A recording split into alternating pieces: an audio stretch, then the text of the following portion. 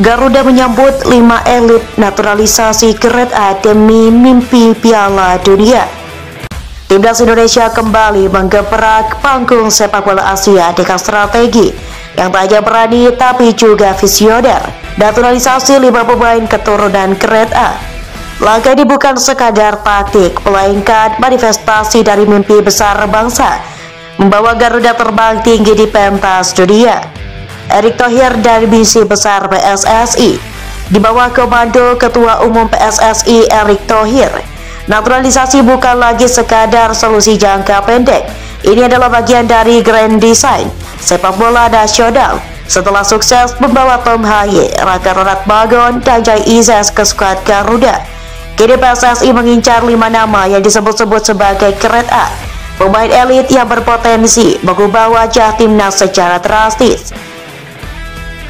Langkah ini mendapat dukungan penuh dari pelatih Patrick Kluivert yang melihat potensi luar biasa dalam kombinasi pemain lokal dan keturunan.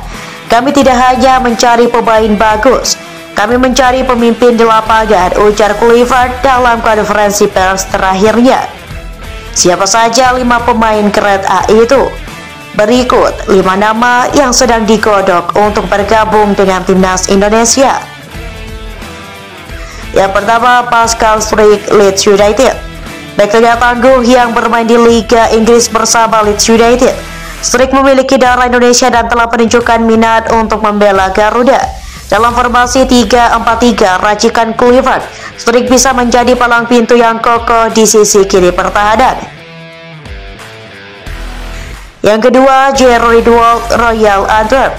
Gelandang bertahan yang pernah memperkuat Crystal Palace dan kini bermain di Belgia.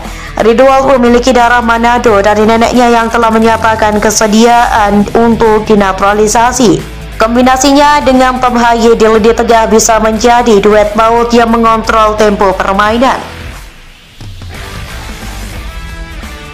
Yang ketiga, Jadon Oosterwolde, Fenerbahce. Bek kiri eksplosif yang bermain di Turki bersama Fenerbahce, Oosterwolde dikenal dengan kecepatan dan kemampuan bertahan yang solid.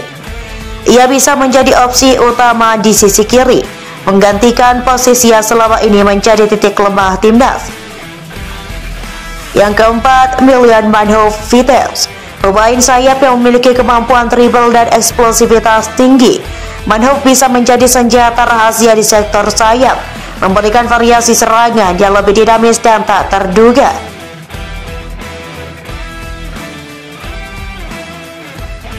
Yang kelima, Emiliano Jonathan, Vitesse. Gelandang serang muda yang menjanjikan, Jonathan memiliki visi bermain yang tajam dan bisa menjadi pelapis ideal untuk Marcelino Ferdinand. Ia juga bisa berperan sebagai kreator serangan dari lini kedua. Dampak strategis bagi timnas. Naturalisasi 5 pemain ini bukan hanya soal kualitas individu, tapi juga soal membentuk identitas baru timnas Indonesia. Tim yang kompetitif, modern, dan siap bersaing di level tertinggi. Dengan tambahan ini, Indonesia bisa menurunkan starting 11 yang setara dengan tim-tim papan atas Asia. Bayangkan lini belakang yang diisi Struijk dan Oosterwolde, lini tengah dikomandoi Ridwald dan Haye, serta serangan yang didukung Marcelino dan Manhoef.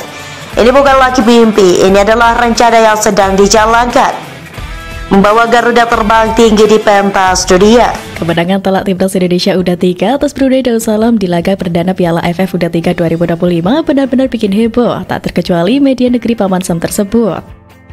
Media Amerika Serikat seperti ESPN pun ikut terkesima dengan kemenangan 8-0 yang diraih skuad Garuda Muda di Stadion Gelora Bung Karno pada Selasa malam kemarin. Melalui tajuk utama mereka, ESPN menyoroti kehebatan striker keturunan Belanda, Jens Reven, yang mencetak 6 gol dalam laga itu. Indonesia melepaskan 6 gol Jens Reven dalam pertunjukan bakat yang menakutkan yang menunggu di sayap, tulis media Amerika ESPN dalam tajuk utama laporan mereka. Meski demikian, ESPN menegaskan bahwa kemenangan besar atas Brunei adalah sinyal serius bagi lawan-lawan Indonesia bahwa timnas Indonesia U23 bukanlah lawan sembarangan. Brunei memang jadi bulan-bulanan karena level sepak bola mereka yang belum sepadan dengan Indonesia. Tapi yang lebih menarik bagi ESPN adalah kebangkitan sepak bola Indonesia yang mereka sebut sebagai satu-satunya wakil Asia Tenggara yang masih punya peluang nyata menuju Piala Dunia 2026.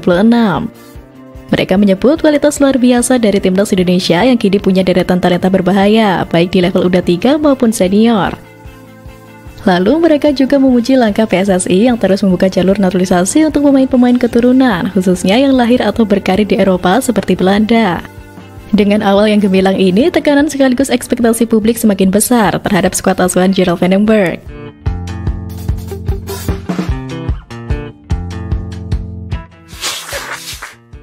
Bukti Gerald Van den Berg mirip Sinteyong. Menang besar belum cukup, pelatih timnas Indonesia U23 Gerald Van den Berg tetap melontarkan kritik terhadap performa anak asuhnya. Striker Jens Steffen mencetak 6 gol dalam laga tersebut, termasuk 1 gol di babak kedua. Sementara 2 gol lainnya disumbangkan Arkan Fikri dan Rayhan Hanan. Van den Berg menilai kesenjangan performa antara dua babak adalah hal yang perlu segera diperbaiki. Menurutnya, gap antara babak pertama dan kedua terlalu besar. Hal ini mengingatkan pecinta skuad Garuda pada sosok Sinteyong yang dikenal tak mudah puas. Senada dengan pelatihnya, Jens Steffen juga menyebut bahwa tim kehilangan fokus setelah unggul jauh. Kemenangan atas Brunei kemarin juga menjadi ajang pemanasan bagi timnas Indonesia U23 sebelum menghadapi tantangan berat 2 laga sisa di grup A, yaitu melawan timnas Filipina U23 dan timnas Malaysia U23.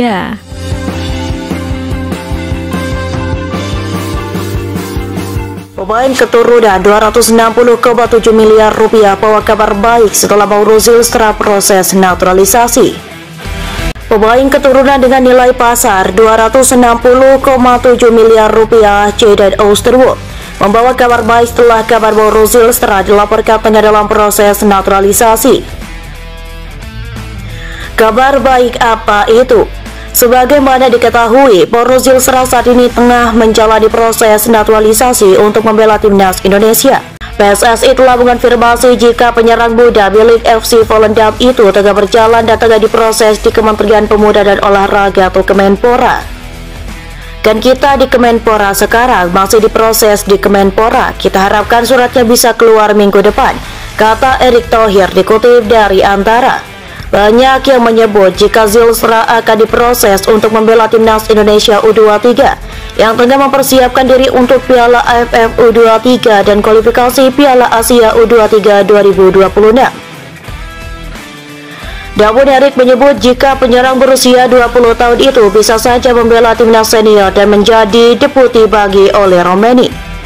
Tetapi bukan tidak mungkin juga sebagai pelapis untuk Ole Romeni di posisi striker, tambah pria yang juga Menteri BUMN itu.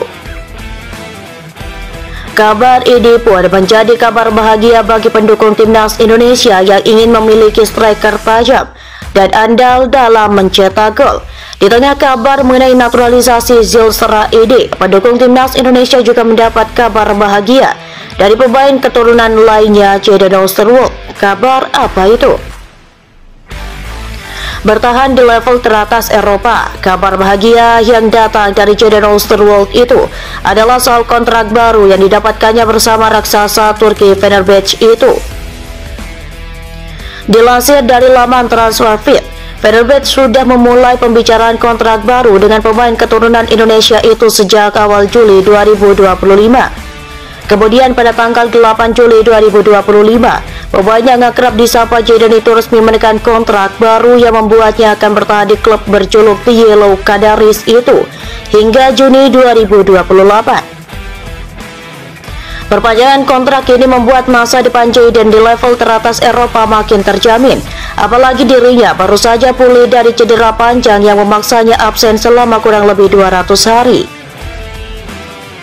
Karena akan tetap tampil di level teratas Eropa, Jayden bisa tetap tampil kompetitif yang akan berimbas pada permainannya.